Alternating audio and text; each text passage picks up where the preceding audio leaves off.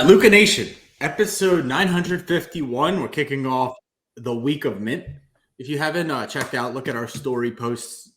Instagram does this awesome thing now with like memories, so it kind of brings you back. This is what you were doing a year ago, and we had women of the hobby at Mint, Cage's panel where he's kind of pointing to the crowd and getting them all excited. So welcome back to Lucas Tigers and Bronzo, my episode 951, and you guys don't get to see the behind the scenes, but what this show was all about from the early days was sort of like two buddies, catching up about sports cards on the phone. So Cage and I really don't talk as much on the phone as we used to. And the truth is we try to keep this organic, natural. Cage has his takes on the hobby of what's going on, and I have mine. What you guys see, the post, the humor, I want you guys to know he's an even better person behind the scenes. So kicking things off, I'm excited to see you at Mint this week, but truthfully, hats off to kind of, this partnership and what I've learned from you. So kudos to you, brother. And that's his way of saying I did call him this week to talk to him, but he was cruising Fort Lauderdale. He dropped the age of the people he was hanging out with, from the Boca crowd to the Fort Lauderdale crowd by about 40 years. Basically, the average person you were hanging out with dropped down a little bit on Saturday. Boca's not what Boca used to be, Cage. Boca's sort of the transplant haven of Florida right now. It's New Yorkers, North Carolina people. They need like liver transplants and like organ transplants because so like that. That's what you mean? No, it's true. It's a free economy here. It's like golf. It's a golf community. No one has their hand on the scale like in other parts of the country. They say, "Hey, did you get out today?" And what they mean is, did you get out on the course? And you are answering, I get out to the dispensary every day. It's a different question. It's a different question. Dude, I'm excited for Mint. When are you leaving? You're leaving tomorrow? You're leaving tomorrow night. Man, Tuesday for you in Vegas. It's going to be I'm a little bit sad, though. Why? Because so I'm thinking about my sports betting strategy for the week. Okay. And I already know which team I'm going to ride. And it's OKC. Right. I think OKC makes a huge run into the playoffs, and it would have been nice if they would have lost against Portland, because then your lines would have been a little bit better, right? I mean, they were losing in the beginning of the game. That's a great point. I would not like them to lose against Portland because I think winning is a habit. But I was happy that they split the series with the Clippers. Because I think if they didn't split the series with the Clippers, people would really be on notice that this team is 8-2 in the last 10 games. 8-2 in the last 10 games, and they have a really easy stretch here coming up against some bottom feeder teams. And I'm really excited, man. I'm really excited. Before we get into the topics, I think they missed the playoffs. I don't even think they make the play-in. Are you just saying that to be contrarian? I'll explain why I think that. Okay. They have all of these. Guys. 951 episodes in. We were going to fight there for a second. But I mean, listen, I don't just give takes to give hot takes. I do sometimes give takes to piss you off and then get the best out of you on the show. And we will get that. But the best. but I mean, you're subjective. It's a log jam. And right now you got teams like Dallas on the out looking in. You got the Lakers. I don't know what they're doing. I'm talking about a must-win game against the Bulls, and now they have to go and play the same Bulls team in Chicago. In sort of like a 3-game swing. You would like to figure with LeBron coming back, that was a must-win type of game. They finally got to 500 again, and you have this logjam. Golden State. Who knows what's going to happen with Golden State? They lost one at home to Minnesota in one of these head-to-head type of games. Oklahoma's got a couple things going for them. One, young, fresh legs at the end of the season. Two, easier schedule. Not as easy as the Lakers, but an easy schedule to close it out. But yeah, I mean, it's one of those things, man. Anything can happen. Their picks are protected, so their picks.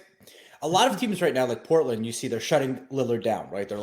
But they're not shutting Lillard down because they're truly they might be worried a little bit about injury, but they want to be in position for a good pick.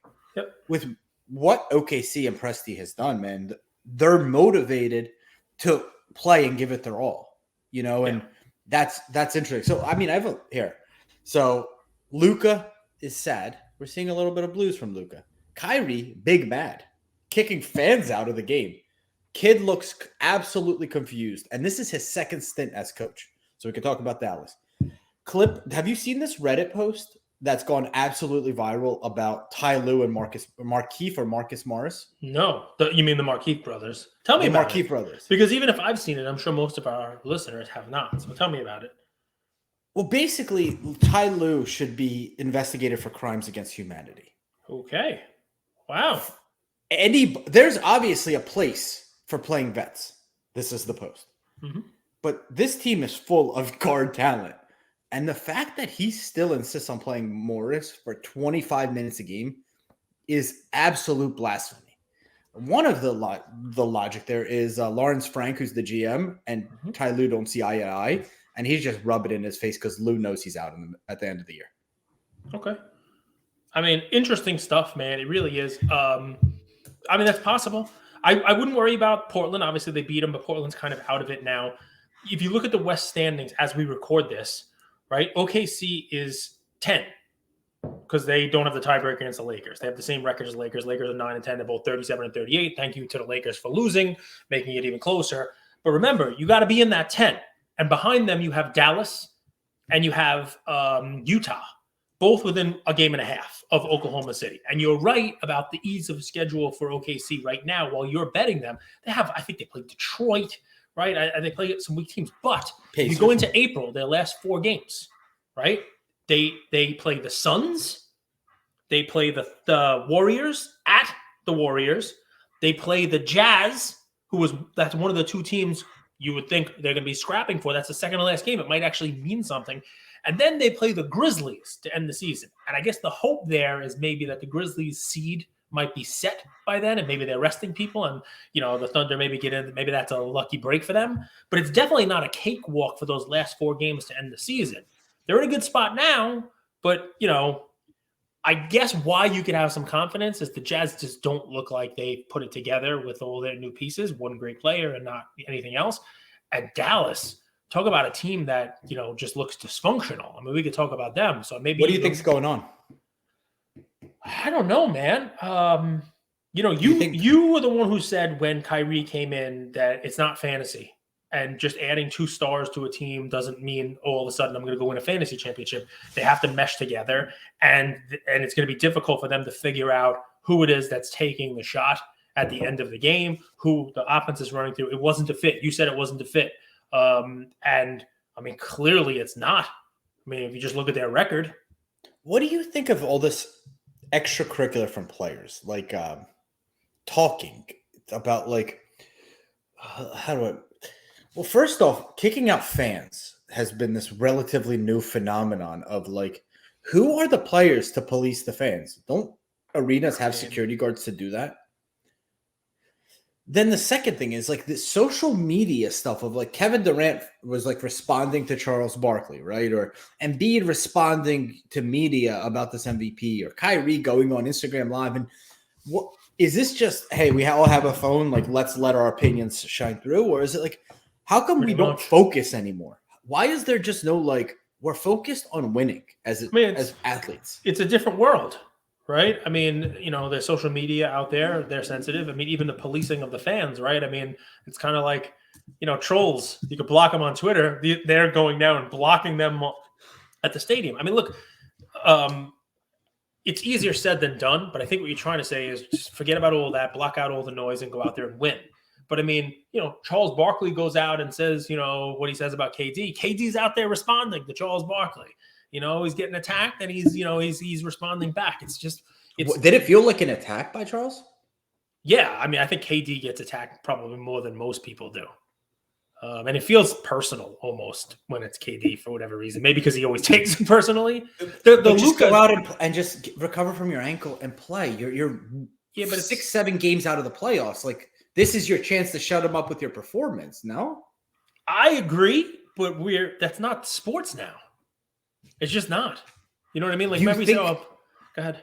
Do you think the NBA went that route on purpose? Behind the scenes, they're saying, we want you to do that, a little more, WWE style action? No, I think it comes with, the professional athletes being paid what they get paid now. I really do. I think, even if you go back, not that long ago, if you go back, I was thinking about this when it comes to autographs, right? Stick with me on this one. It doesn't really matter as much to these guys anymore. I know it's going to sound ridiculous, but it used to be you play for a championship for pride, but also for money. There was like a playoff pool and people got actually paid to play in the playoffs and win a championship. And, it actually mattered because, these guys, they had side jobs and in the offseason they worked and they had car dealerships, and winning a championship meant extra money for you, And why I was thinking about the other day was I watched a Rick Probstein video where he was talking about like Tom Brady and not having a ton of flawless, like patch autos with 3-color and the whole deal. And I sometimes in my own brain go down a rabbit hole, which gets fun for this because I can share my rabbit holes with you guys, right? And I'm like, all right, well, you buy Tom Brady's autograph, like he's gonna live for 150 more years because all he does is eat avocados. And think of all the time he's going to sign autographs. And then my brain says, well, is he going to sign autographs? The guys who played in the 80s, you see Joe Montana at card shows. You wouldn't think Joe Montana needs the money per se. I know Pete Rose will sign anything you put in front of him. These guys who played, even when they made $1 million or they made a little bit of money, they were not making the kind of, money that today's stars or semi-stars are making. And I started going down the road. Does that impact you mentally? Like, oh, wow, I got to go sign autographs. Like those players were playing for their money. These guys, I guess it's a question. It's a question for the audience. Do you think that I don't know, they can I say don't care as much about winning a championship? Load management? Let's stay on the autographs. What percentage of a player's desire to sign an autograph is financial versus something else? I would say it's mostly financial.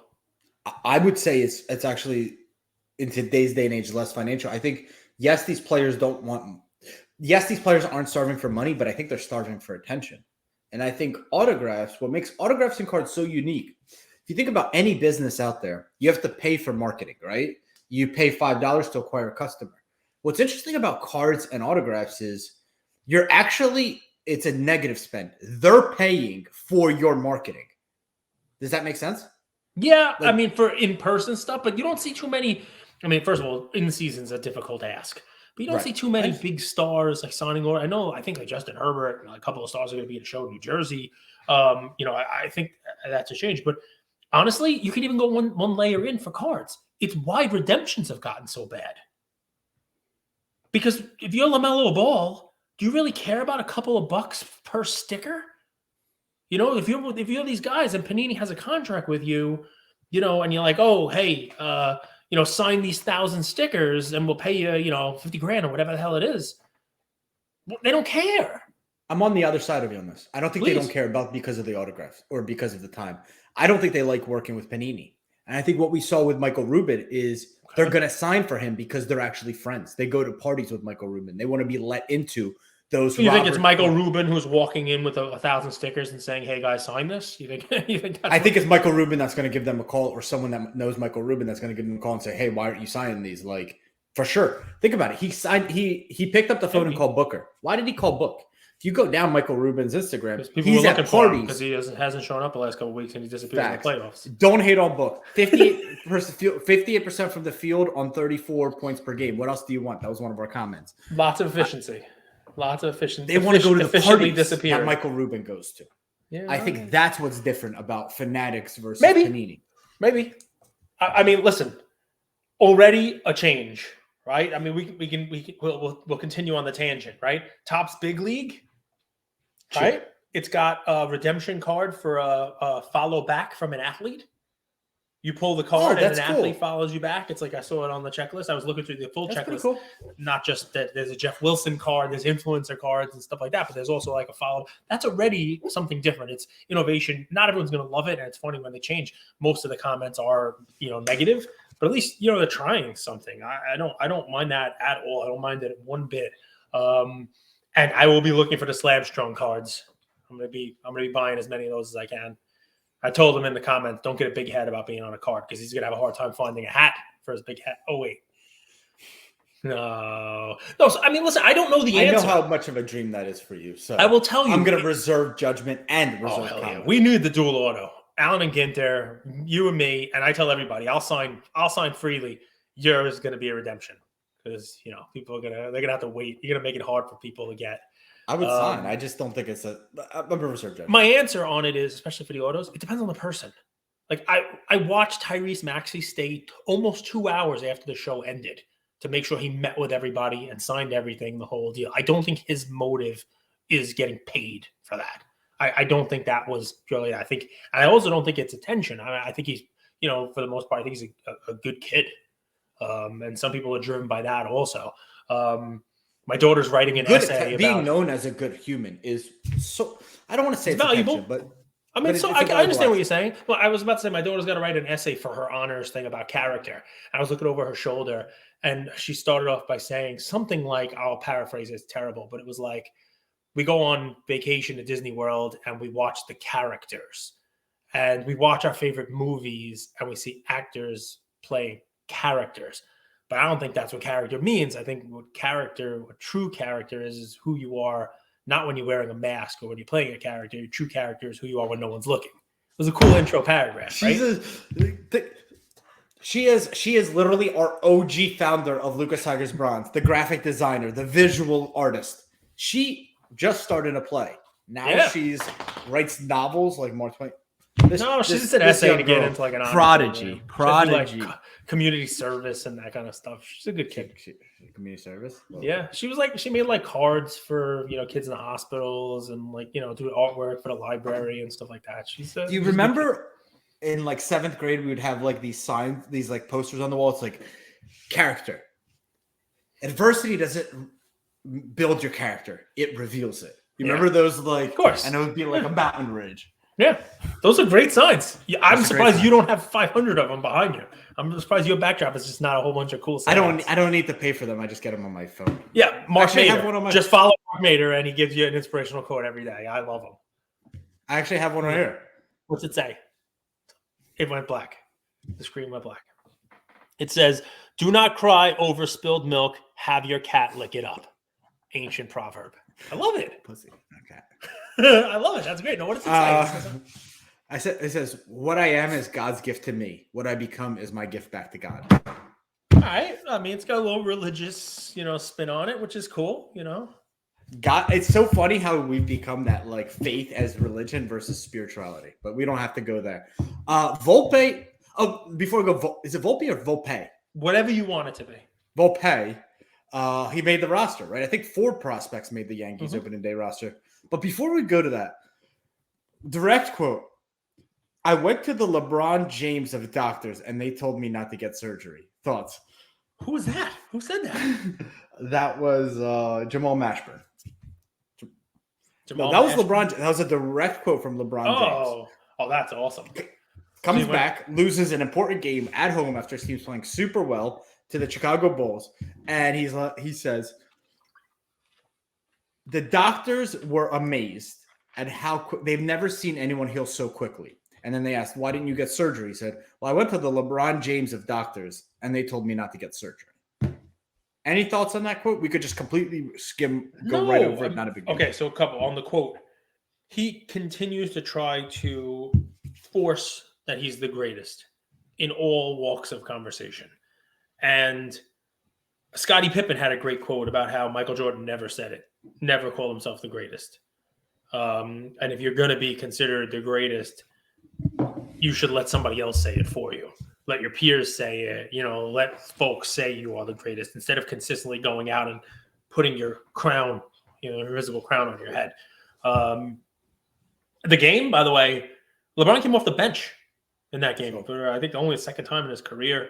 He was first time was because Verja had a contract dispute and he didn't want to get booed, so he came out. Yes, interesting. But I mean, you could see he was limited. He didn't have his legs under him. A couple fast breaks, he looked good. That Bulls team gives them trouble. And believe it or not, Vooch getting thrown out of the game was actually a bad thing for them because for the Lakers, as much as you don't like Andre Drummond as a collector, the dude knows how to get a rebound. I'm a fan. I liked him. I was buying his stuff when he was on the Pistons and watching him on the Cavs. So he played a much larger role. And one, Davis couldn't get a rebound over him. So a lot of second chance opportunities. But two, he got Davis in foul trouble. And Davis picked up his 5th foul with a couple minutes left stupidly in the 3rd quarter and couldn't play in the 4th quarter when you would expect the Lakers, the home team, to keep it close and make a run at the end of the game, which never materialized because they kept Davis on the bench for a lot of it. It was an ugly game. It was the kind of game you'd expect the Lakers should have won. I watched from minute 1. I watched the whole game. I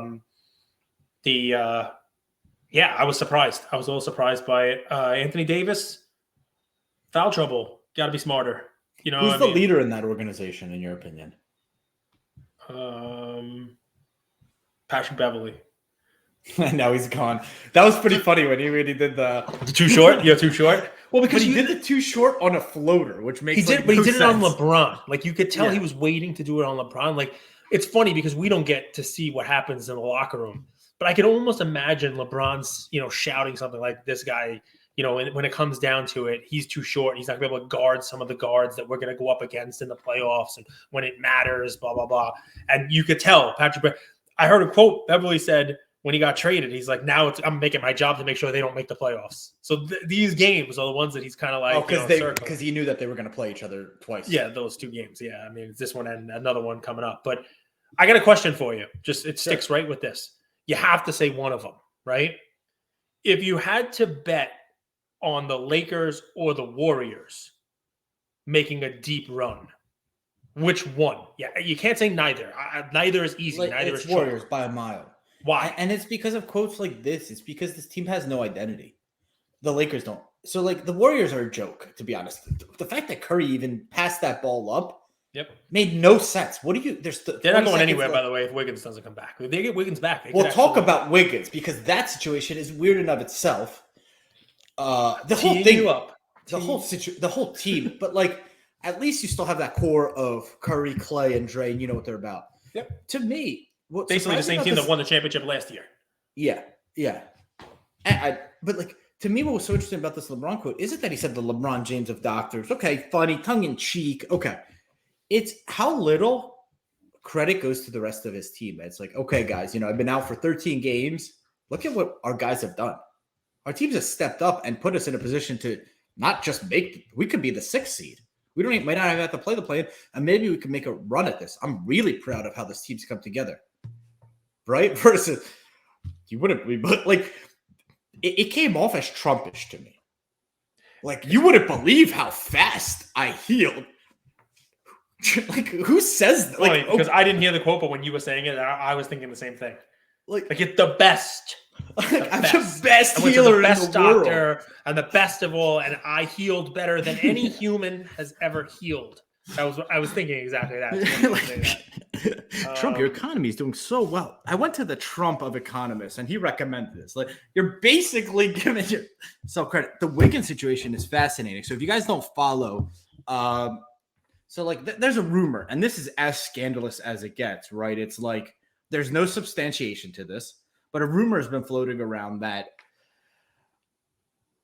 Wiggins' wife, McCall Johnson is her name, MyCool_ on Instagram, had a baby, was cheating and had a baby with his best friend. And that's why he's not playing, right? And this all arose because he basically hasn't played since February and no one has said anything, which is so rare in social media age, right? When's the last time you haven't heard anything? What's so weird about the situation is instead of coming out and making a statement together, she posts on her IG this skimpy. Did you watch it when I sent it to you? No. Once you said, "Hey, here's a video of someone in skimpy clothing," I did not click it. I figured I'd get a virus. So she turned off her comments on her post. She's been getting lit up, and instead of either ignoring it completely, which is smart, or saying guys, there's no truth to this, she goes out and does this skimpy video with I don't care what you guys think of me, I'm the shit. And I was like, what are you doing? What are you doing? What are you doing? Speaking of MyCool, they lost because they also don't have that leader in the end. But Mikal Bridges, man, they lost yesterday, I think, to Orlando. There's just too much Wagner. But Bridges had 19 points in the first quarter. I mean, just a beast of a player, man. You like his game? I think a lot of it is there's just nobody else. And when somebody gets a chance to be the alpha, the number one, and has the skills to do it, they'll fill up the bucket.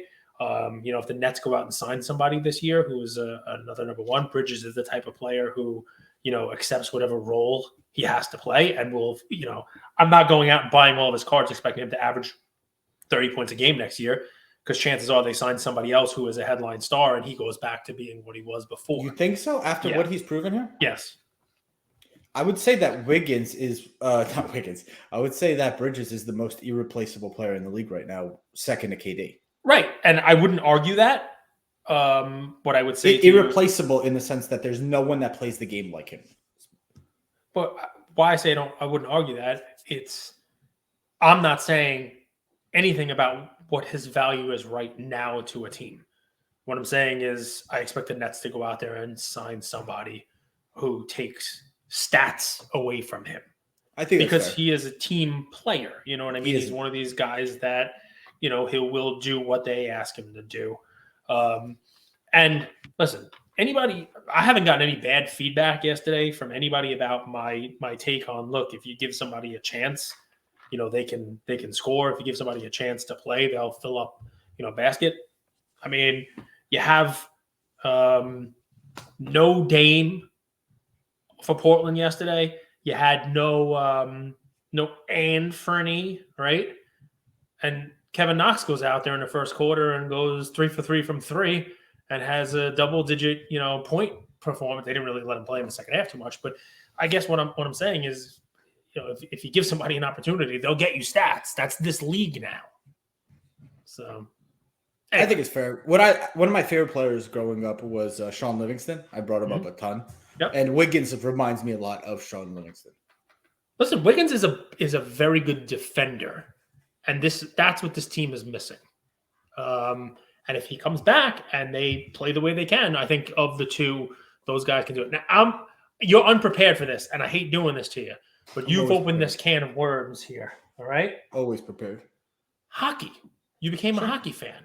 Yeah. Can we talk hockey for 3 minutes? Because from what I'm hearing, Sidney Crosby broke Gretzky's record for the most amount of seasons with, I think it's 40 goals in a season. And Connor McDavid is having sort of like an MVP season with like 60-something goals or whatever he did. And, the record there. He's 27 points ahead of the next guy.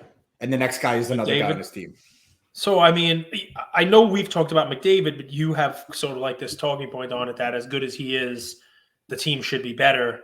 And you're surprised how shitty they are. And we talk about how hockey is a little bit different than basketball. And, go ahead. I didn't say that specifically. I just don't understand how in hockey, their top three guys on power play points are McDavid, Nugent Hopkins, and Draisaitl. Someone will tell me I said it wrong.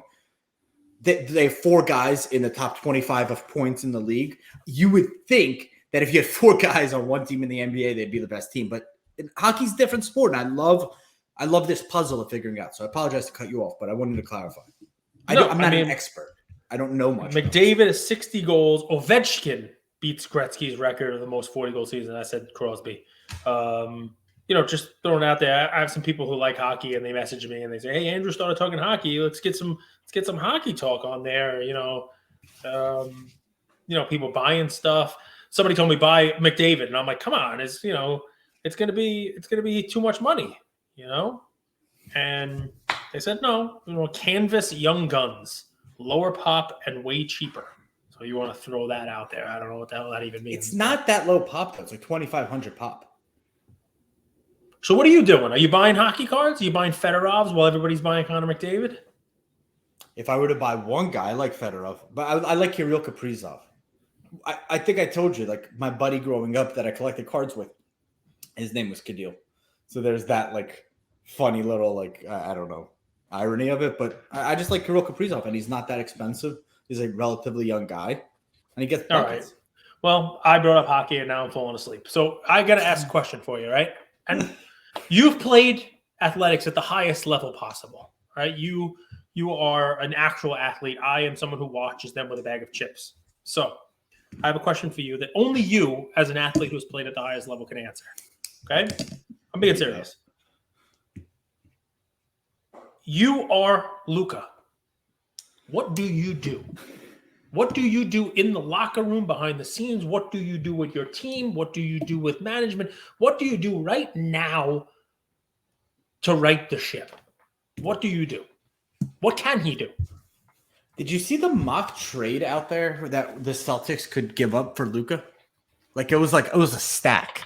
It was Jaylen Brown, a few of like the bench guys that actually have had pretty good years, and then like 3 first-round picks, like really high first-round picks, because they still have some of that those trade assets. What do I do? I think so. Do you remember how Luka was suing his mom for who owned the trademark to? Do you remember this whole thing happening with Luka and his mom? Yeah, it was very Eminem. Interesting. It was really Eminem. I didn't even make that.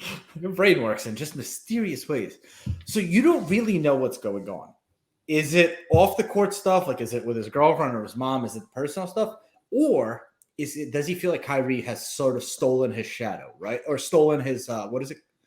Stolen, not a shadow. That doesn't even make sense. I mean, it does in Peter Pan. He stole Peter Pan's shadow? Peter Pan's shadow gets nipped by the dog, and he's got to Okay, get so someone back then on. Then it stands. I mean, it's I'm a stolen his genius. spotlight, I think is what he's Stolen a spotlight, Yeah. which is made. So spotlight makes a shadow. See, my brain works. You It's want just, to be in someone's shadow. Like, Yeah. does he feel like he's in Kyrie's shadow? We can stick with the he shadow. does it, but he might not want to share the spotlight, right? If you think about it, this kid has been in the spotlight since he was 14 years old. Even the way they play, like Luka holds the ball for the entire possession, and now you have to like kind of give the ball up, and you're like, why am I doing that? So what would I do? Kid's gonna get fired. Kid's a terrible coach. But I think the bigger thing is Mark Cuban and like how much micromanaging, like oversight this Mark Cuban have, and what goes on behind the scenes. Like, do players really like playing for Mark Cuban? How come they never get really big free agents there? You would think no state tax, huge market, owner that cares. Why does that team not really attract big free agents? So that's kind of thinking out loud. I don't think Luka has to do anything other than just play. I have advice for Luka. Tell me. He needs to go for a long distance run with Kyrie. Just run. I know you're a runner. He needs to run. All right. And one of two things is going to happen. He's going to run longer than Kyrie, and Kyrie will have to become the beta to his alpha. Or because they're such competitors, they're going to run for so long that Kyrie will fall off the earth because it's flat. And then Luka will get the chance to shoot all the last minute shots again because Kyrie will have fallen off the earth. No?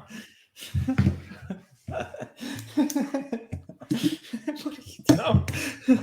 So that's, Kyrie, I mean, it's an interesting character. Listen, you said it wasn't going to work. Have you ever been in like a play, or like have you ever done like No. stand-up or improv? No. But Would you want to? If you could go Sure. back, you're 18 years I mean, old. I basically do improv every day here, and I like being on panels and stuff like that. Mint, I'm not on a panel at Mint. I'm not on a panel. I'm just doing like live, I can't wait. I posted, you talked about the memories. I posted a picture, the little chunk from Goonies auto. I'm excited about that. I never picked up a Data auto, and now it's going to be impossible because he just won an Academy Award. Who's that? The kid from Everything Everywhere All at Once, who won the Best Supporting Actor. He was in Goonies, and he also played. You think that award, the award Yeah. that literally nobody he's in the world cares about? He's like he's like a Hollywood darling now. That movie, Jamie Lee Curtis won an Academy Award for that. Actually, Michelle Yeoh, I think she won the Best Actress. But I mean, like, that was a major. You watch awards? You guys, this is like a thing. I watch speeches. I watch speeches after. So I watched the speeches. I like to see Jamie Lee Curtis' speech. If you haven't watched it, was a cool one. My wife actually was like, hey, take a look at this, because that's somebody who's been in the industry for a long time. And, she's been doing genre pieces. It's a hero for you. Go ahead. When you finally get picked up by Barstool and you leave the hobby behind, or, and you're a mainstream podcast host, you get an award. Or I don't know what the awards are called for the potties, whatever they are, right? Yep, The potty exactly. award, them. And they are up there celebrating your potty. You finally learned how to use one. And you look back, you will thank the genre. That's what she did. She's like, to all the people who watch me make horror movies like Halloween and all this stuff, look, I won this award, and I got mainstream, the whole deal. It's like I got my start in the hobby. but now I'm winning a party. No, She thanked horror movies as well, her, like the people who watched them, the genre, like the cult. Do you remember that? fans? What? in the 90s. I Know What You Did Last Summer. Yeah, of That course. It was a movie, whole thing. when he kills him with the hook. Yeah. That I could still see that. What do you Oh, want? yeah. What do you want? What was that? What, Jennifer Love Hewitt? That Yeah. that was? Yeah. And then Scary Movie 1 came out as like a parody of scary movies. Yes. Man, what a time. What a time. What a time. I What a would go time back. entirely. What a time. You would go back to the 90s? Yeah, I would go. I think 90s was a great decade. No internet. I mean, internet was just starting. No cell had AIM. phones. You could put your I mean- girlfriend's name in your profile, or like, you know, like Yeah, you put it in AIM, but like, you know, you wouldn't know about Oklahoma City's like stats and stuff like that. You know, you wouldn't be able to go out to Vegas with your pocket computer and be like, oh, look at the trends. Look Might at be how for I'm the able to best. bet now. I mean, yeah, you could say that too. Unless Listen, the Bodog, like you would have to like Bodog. print the lines, and you'd be like, you'd circle and be like this, and you, hey, I used Alf. something called Players Only. I don't know whether or not that still exists. One of my friends gambled so much on Players Only, he got an invitation to the Playboy Mansion. Think of how much you have to lose to get, and then he didn't go. Yep, lots of fun. You gotta love it. Al didn't go. It wasn't. Doesn't gamble. But no, I mean, listen, it's an interesting thing. So, give me one thing you're looking forward to at Mint, and one thing I don't want to say you're concerned about. You could expand it out to Vegas. Give me like two sides, and if you need time to think, I can give you mine. Go ahead. Golf. Sorry. So I'm looking forward to the marketplace. I'm actually looking forward. It's a show, and I think they've expanded the show, and they've made it so that the panels and all the stuff going on are not vulturing the show. The first panel that I did the first night when they opened it up was right there on the show floor, and a lot of people, instead of going and looking at tables, were listening to me and Eric Myers and Jay Lee and the crew talk about building a collection and the whole deal. And they're sitting there like listening, and you can see the people at the tables like, hey, come over here and buy our cards. So I'm interested to see how they expand that. And I really, I still, that Goonies card, that's like a classic pickup for me. It's a highlight. I'd love to, see what they have there. They had everything from that to, Mantle. I'd like to see that expand. And I know that, the dealers who are going do want to see that turn into a, bigger part of it also. I am concerned that I'm not going to get, is it called In-N-Out Burger? That's what it is. In-N-Out Burger again. I've been to Vegas now 3 times. Never had it? I've been out to the West Coast a bunch of times. I didn't have it. And last time I was in Vegas at Mint, I specifically grabbed a crew of people to go out and get In-N-Out. And we went the wrong way. And then it was like, we were going to go to Cane's, which I've also never had, but that's coming to New York now. And I wound up at Shake Shack, which I have like 4 within, I can throw a baseball and hit 4 Shake Shacks. But that was still fun. And in your mind, yes. for the record, For the record. In-N-Out is fast food, but Shake Shack is not. I don't know. I think In-N-Out is fast food and Shake Shack is sort of fast food also. I mean, it's pretty quick. I bought lunch for the Slam Stocks guys and Manny and those folks also. We got our food pretty fast. I mean, I've been to In-N-Out. it's I no know good. that's what they have on the West Is it built Coast. up too much now? It's like I'm going to be disappointed. 6.8 out of 10. All right. 6. I mean, you're not going to be disappointed. It's a good meal. It's fries and a burger, but it's not like, I'll throw this out there also. If you are a Tiger holder and you're going to Mint, please DM me.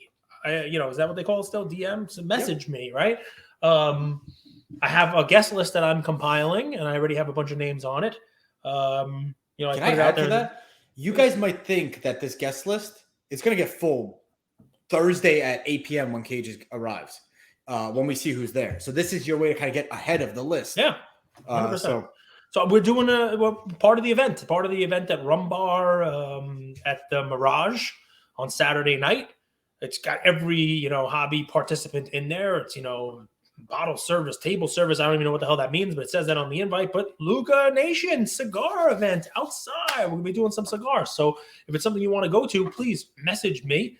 And the guest list is getting full, but I do have a spot. So please, make it known that you're going to be there out in mid. I don't know who's going to be there and who's not. So you guys got to at least give me that and give me something to work with. What I'm excited for, Dan Fleischman tagged us in a post today. They're opening up coffee breakers in Cards and Coffee in Vegas. Cards and Coffee in Vegas, and Marshawn Lynch is going to be there. And you wrote in the comment what? If this is a serious invite, Cage, what do you think? And what did I reply? I didn't say. What'd you say? Oh, come on. I mean, if you tag me in it, and Marshawn Lynch is going to be there, and Dan Fleischman specifically says, hey, Luca Tiger Crew, come by, and you say, Cage, what do you think? Can you be there? You know I'm going to reply. You didn't reply. I replied. And now the thousands. He tagged everybody in the whole universe. Now the thousands of people who are listening are wondering what my masterful reply was. And my reply was, if I come, I would just be going to not be fined.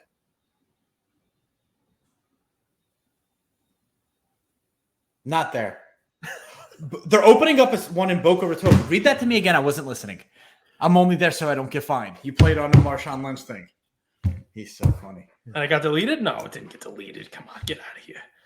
Got deleted. Stand up and a roast is what Mint needs. Stand up and a roast. Ooh, the roast. I don't know, man. We got a lot of sensitive people. We got a lot of sensitive people in the hobby. I think the internet makes sensitivity feel bigger than it is. I don't think anyone's that sensitive. People are sensitive. I don't think they're gonna want the roast. I don't think they want that smoke, man. They're throwing basketballs at each other and stuff. I don't think they want that. I don't think the roast is. No, honestly, they're throwing basketballs at each other. Yeah, they get all upset. They get all up in their feels. It makes a little nervous. If you want more reply, I would just be going so that I don't get fined. It's right there. There it is. Boom. No deleted. See, I didn't make anybody Interesting. mad. It's not on my end. Instagram. Maybe you have me blocked. It's very possible. Maybe you have me blocked. I really don't use the block feature often. I mean, either. I try to allow both sides of the argument. Any thoughts on Lamar? Any thoughts on Volpe and the I'm glad about Volpe because we talked about this. The kid's talented, and the shortstop position has been one of these question marks that Aaron Boone should not have to answer about. Since Jeter, it's been one of these spots where it's like, okay, what's the story? Didi Gregorius did an admirable job for a month playing at a real high level, and it's just been one of these revolving doors since. You'd like to hope that if they just pencil in Volpe, it's one less thing he's going to have to answer about. Even if Volpe, struggles in the beginning, and he's doing the right thing. You also have to give some, credibility to Aaron Judge as the captain. And if he's going to go out and have a voice and be able to speak out and say the kid like this should be able to make the team because I want to win, and it gives him a chance to win. I like it because it counteracts the fact that they still have Josh Donaldson on the damn roster. And that Aaron Boone's going to have to answer about that. Where do you think he's going to struggle? Do you think he's going to struggle? He's a shortstop? Young kid. Yeah, he's a shortstop. Young. He won't struggle in the field. Listen, it's very rare for a kid to come up and play and get regular time and succeed right off the bat. If you remember, Julio Rodriguez did not start off well last season either. And succeed, You mean mostly batting? Mostly batting, yeah. Batting? Yeah, people don't even care about the errors. It's sort of like defense in basketball. If you're creating enough offense, people will only talk about your defense if you're losing and, it matters. I got to imagine it matters to the actual wins and losses, though. It does. I mean, shortstop's a tough place to hide, right? If you make mistakes there, there's a reason why Tatis is probably going to be an outfielder. He was not a plus defender. He had good range, but not a plus defender at shortstop. It's not a place where you want to be committing too many errors. I'm interested. I'm excited for Yankee baseball. Opening day is the first day of Mint, and it is what it is. But do you know how I think about a good fielding or good defense? I think if you have that belief in your team that your defense is sound, it really helps with the pitching staff.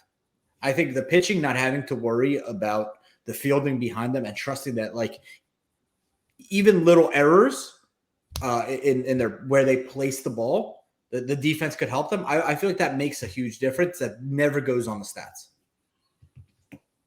Okay. Two things that I'd be remiss if we didn't bring up. The Yankees should sign Paul Golden. Looks like the kid is a can't-miss pitcher for Haddonfield. If you check out Ken Golden's post, I'm in a proud dad week. So if I'm posting about my daughter and her, her honors and, her doing her stage show, Paul Golden, pitches 2 innings, 6 strikeouts. Nobody's touching whatever the kid's doing. He must be throwing gas out there. But the second post, if you take a look at Ken Golden's story right now, can you pull up Ken Golden's story? I need to know the answer to this. Netflix special, right? Say what you want. That's a good thing, right? We're going to have some real mainstream exposure for the hobby there. There's a Netflix special. The story on Ken Golden. You tell me when you get up to it, right? I think there's a story that says the trailer for the Golden Touch, I think is what it's called, is coming out this week. So that's cool. We get to see a trailer, and it shows sports cards and collectibles with Peyton Manning and Mike Tyson and all that fun stuff. So yeah, click on a story. There you go. What does that mean? Thank you, Laura Golden, for the TV 14 rating. What did Laura do to make the thing rated a little higher? What happened there? What happened? Now we all have to watch. Why did this thing not get a G rating?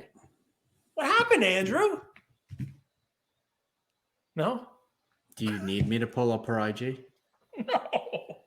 Why do you do this? I thought that was the You funniest throw story. me in the lion's I den. thought that was the funniest story ever. Look, here's Ken. Savage. He's I hope angry. I hope you flip your bike and knock your 2 front teeth out. You Does a Netflix. He does a Netflix documentary in his story. He's like, "Thanks, I got this rating because of you." That's amazing.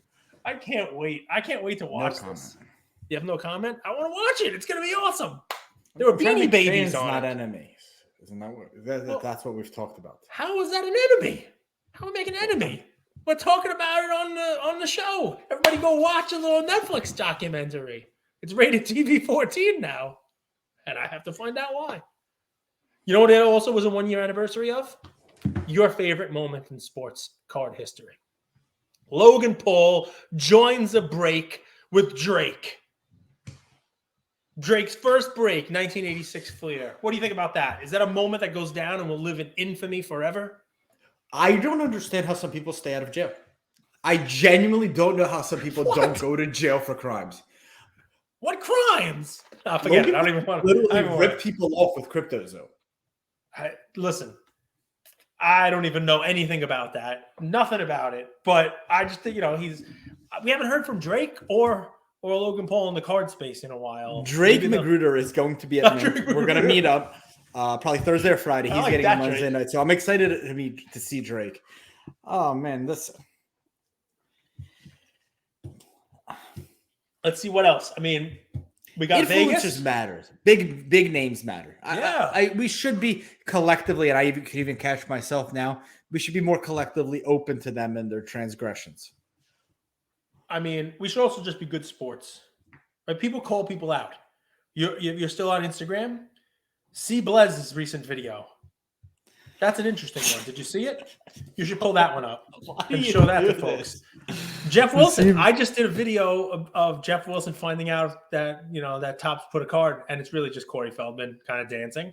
And Jeff was a good sport. He's like, yep, this is actual footage. This is totally me. And I'm going to smoke a cigar with Jeff Wilson. We're going to hang out at Mint. C. Blez, for some reason, is calling out Ken Golden while doing hot yoga. Yes. This is why back in the day, before anything went out, people had publicists.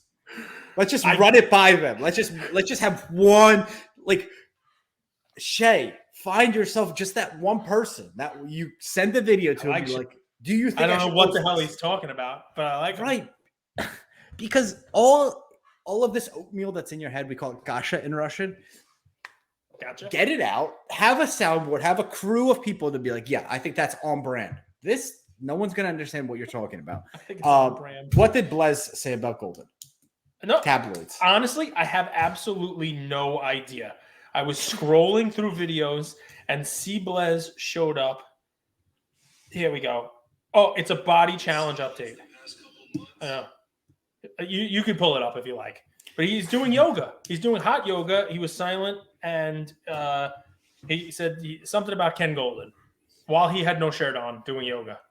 It was interesting. The thing is, Cage, just gonna have to look. Humans are very simple. It's you show me their incentives, I'll show you behavior. Okay. And in today's day and age, people crave attention so bad that they almost don't care what it takes. They'll go out on their birthday and basically wear no shirt as a 23-year-old girl, hypothetically, and post about it all over because they know that that's going to get more views. They're just going out and having a good time. And so I did it myself. Look, over 40-something sexualization thousand of views, culture. right? 40-something thousand views on that breaking thing. 40-something thousand views, and then followed up with a breaking parody that's got like 25,000 views. It's insane. It's like watching a train crash, I guess. You did the binder post that went viral. I would reference Yes. that.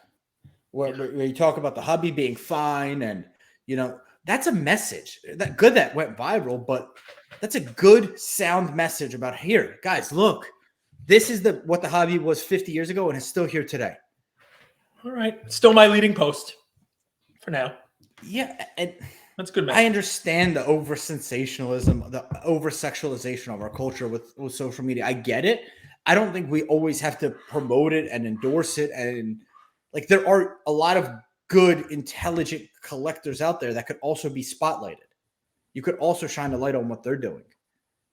So let's shine a light on somebody. Go. I'm putting you on the spot. Shine a light, make a shadow.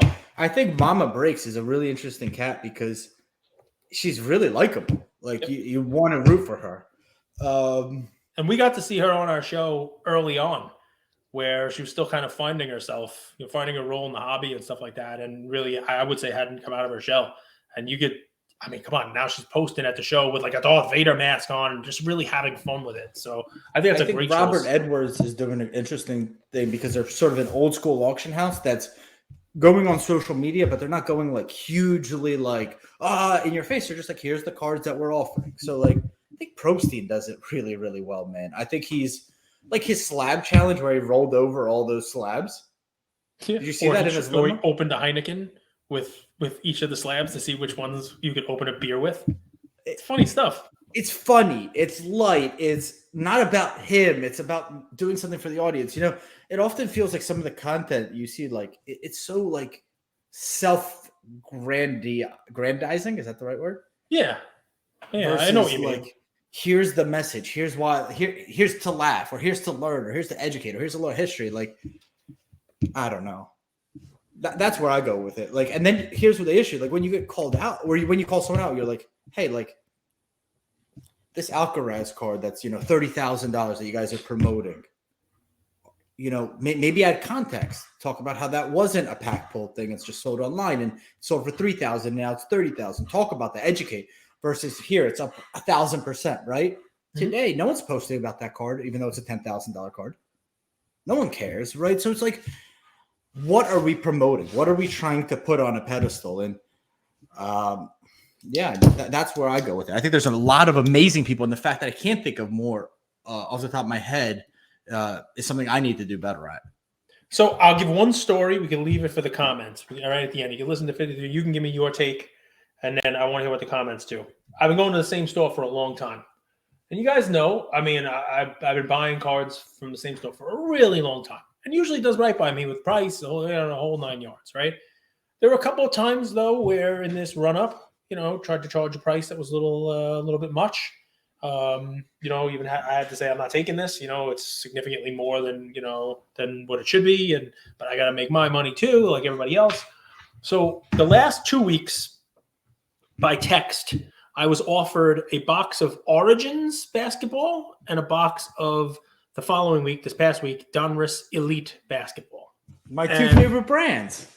Yeah, so you like those. So I did not pick up I agreed to both the Elite and the Origins. Elite was first, then Origins was this past week, just came out.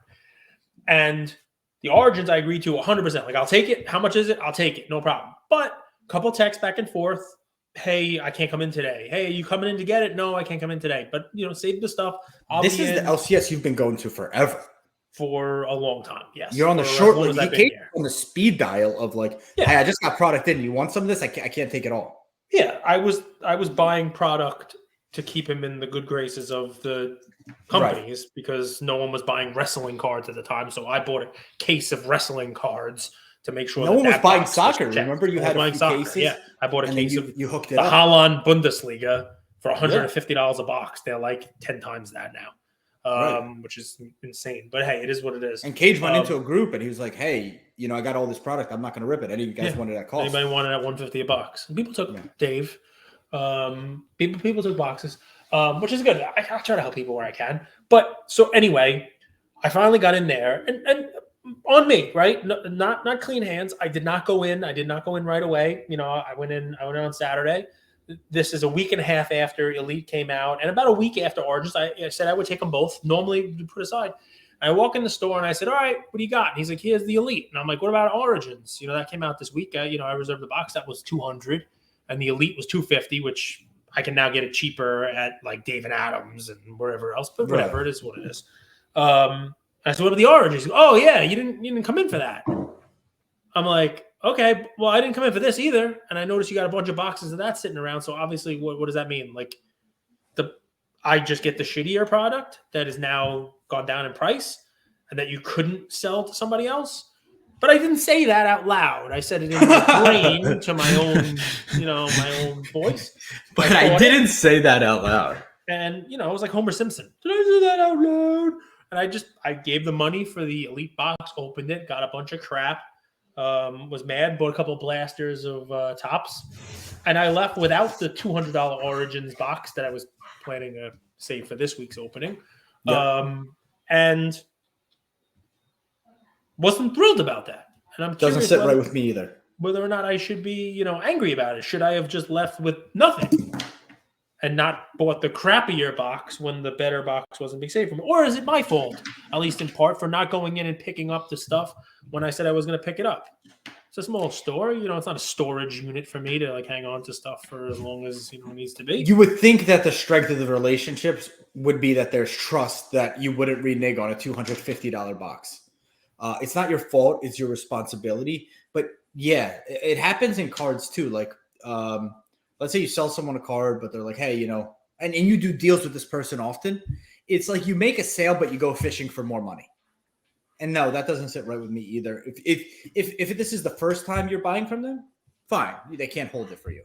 But if you have a track record of basically having an account and saying, I'll take that, and because you can't come in for a week, that wouldn't sit right with me. But in life, you learn you got to let shit go because, burdens or, what do they say? Revenge. You dig two holes. Like what's it going to do to benefit you? You don't care that much about it. It doesn't sit right, but I would have paid $200 for the box and got shit in that box too. You don't know. How come Origins never caught on? Because it's just another product that has exactly the same stuff in it that all the other products do. So yeah, you could pull a nice looking RPA. You could pull a nice looking RPA out of that, but so what? I mean, you could probably, even you, name 5 RPAs you'd rather have a card from a rookie before that.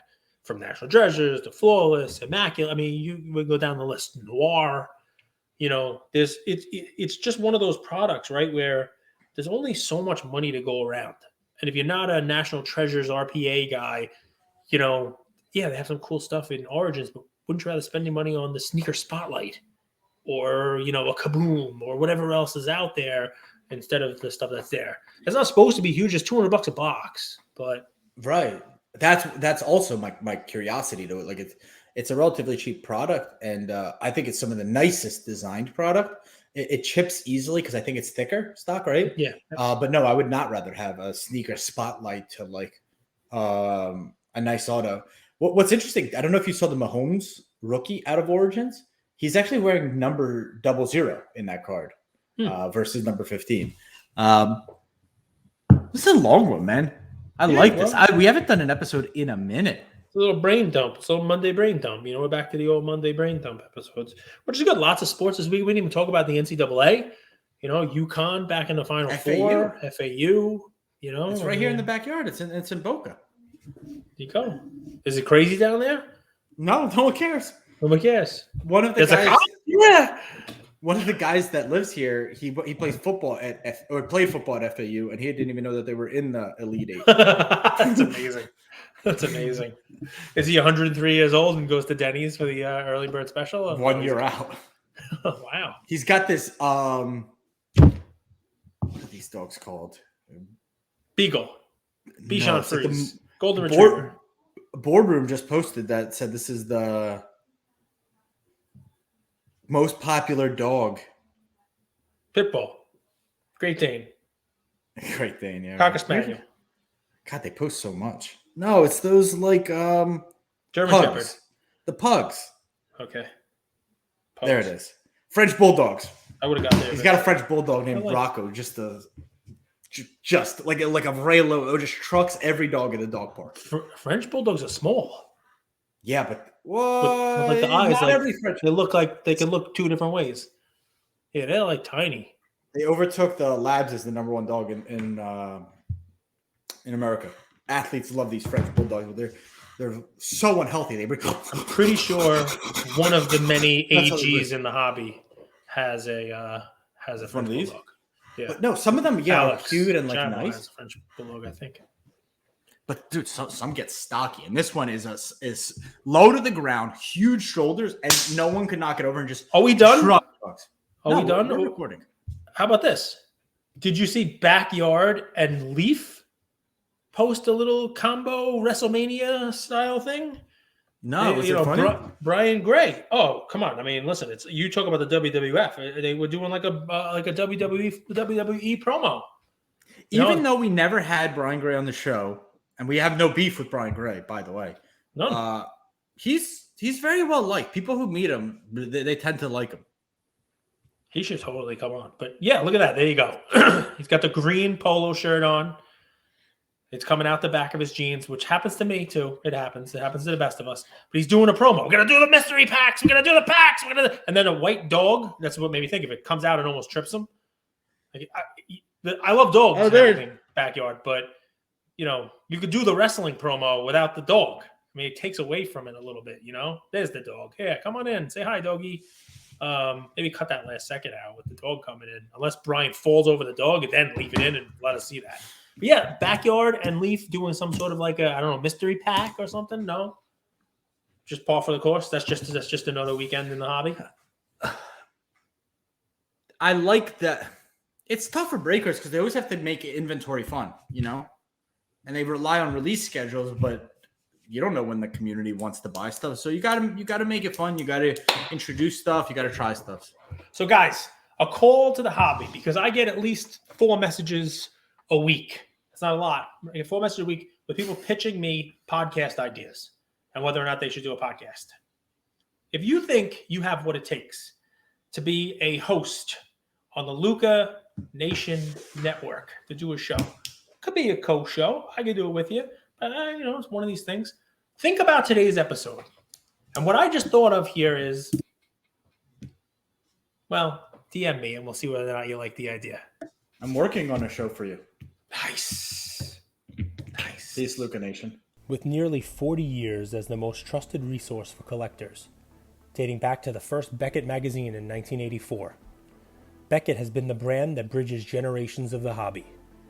We're happy to be partnering with Beckett and look forward to keeping you all updated on the big things happening at the company in 2023.